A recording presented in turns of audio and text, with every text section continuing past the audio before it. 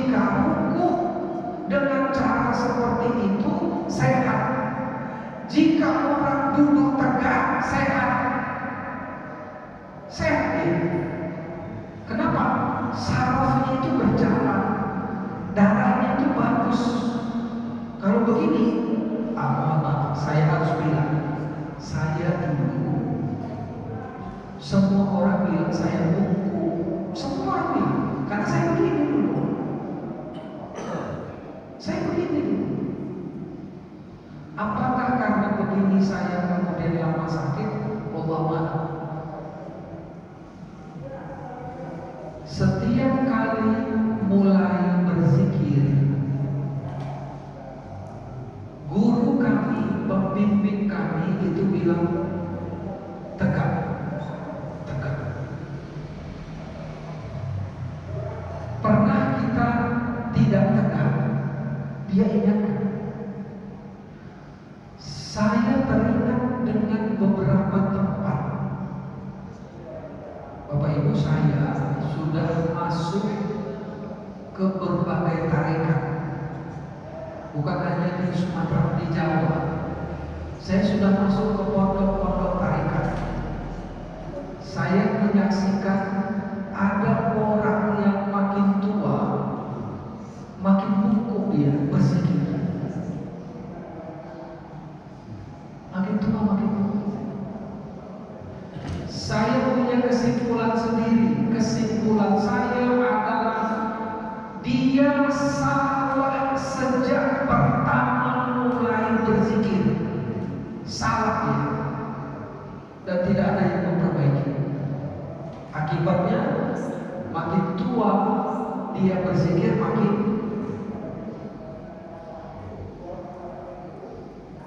Guru kami kalau kami berzikir, dia lipat kakinya, duduk tegak.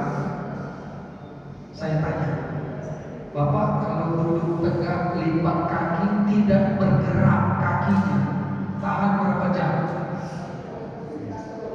Tidak bergerak, tahan berapa jam? Setengah jam sudah berubah kaki kita, paling enggak badan kita. Bisa kami duduk nanti 2 jam, 3 jam, dia nggak bergerak, kami udah 10 kali bergeser kaki. Rupanya dari awal itu sederhana, perbaiki sejak awal. Maka kalau berdiri tegak tidak bisa dilakukan mulai sholat, maka seluruh sholatnya itu tidak dalam posisi tegak, termasuk rukuknya, termasuk sujudnya.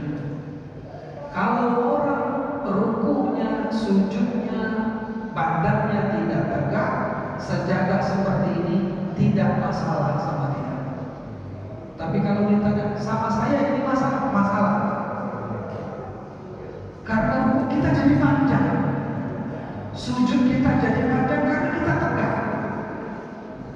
Sujud kita jadi panjang. Coba perhatikan orang yang sujudnya pendek. Begini tulang belakang begini. Tapi nanti kalau kita sujud dengan menegakkan tulang belakang, kita begini nanti sujud. Enak.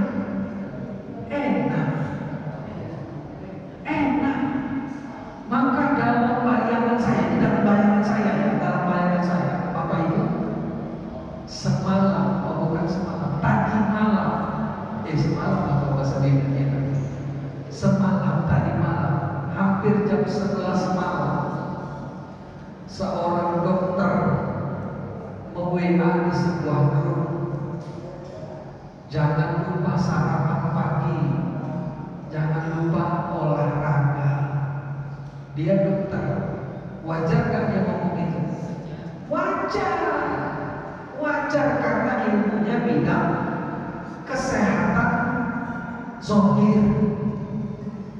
Saya lalu komen, mantap Bang fulan saya sebut mantap.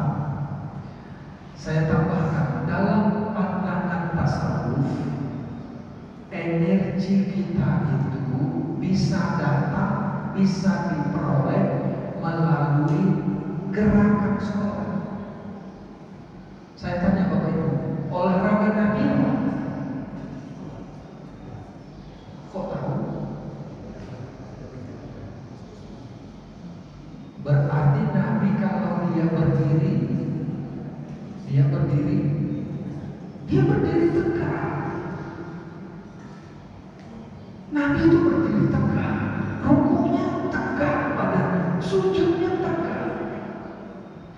Nabi itu menyuruh 3 olahraga. Pertama berenang, kedua memanah, yang ketiga berkuda. Saya tanya, Nabi pernah berenang? Kok tahu? Pakai logika saja jawabnya, pakai logika. Di sana nggak ada sungai, paret pun nggak ada, apalagi kolam renang. Itu logikanya. Nggak usah pakai dalil-dalil, nggak usah pakai dalil-dalil. Tapi Nabi nyuruh berenang nggak? Nabi nyuruh berenang. Nabi sendiri nggak pernah berenang. Yang kedua, Nabi menyuruh memanah. Nabi itu pemanah bukan? Enggak. Pemanah itu ada orang lain. Setiap kali perang pemanah itu ada. Nabi tidak memanah. Tapi Nabi menyuruh memanah. Yang ketiga, berkuda. Nabi punya kuda. Oh iya, kalau itu ya. Nabi itu punya kuda yang kecepatan kudanya itu tidak bisa diimbangi oleh kuda apapun. Nah, kalau itu ya oke. Kalau itu oke. Tapi dia nggak sering berkuda, masalahnya. Kalau dia berjalan jauh, dia naik onta ya. Lalu sehatnya Nabi itu dari mana? Salah satu di antaranya adalah gerakan sholat, gerakannya. Tapi bukan gerakan yang selama ini kita lakukan, bukan. Karena gerakan yang kita lakukan selama ini ternyata nggak benar. Yang benar sekarang kita ajari. Mau dilakukan apa Pak? Ayo tegakkan badannya. Saya minum dulu. Kalau ada tanya silakan.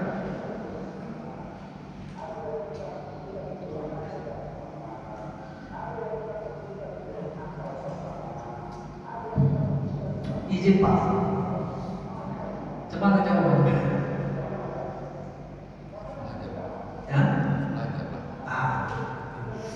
Belajar. Kata kuncinya di sini. Tarik nafas, tarik nafas. Kalau laki-laki tegak, nah begitu Pak, sedikit lagi Pak. Begini, bisa nggak?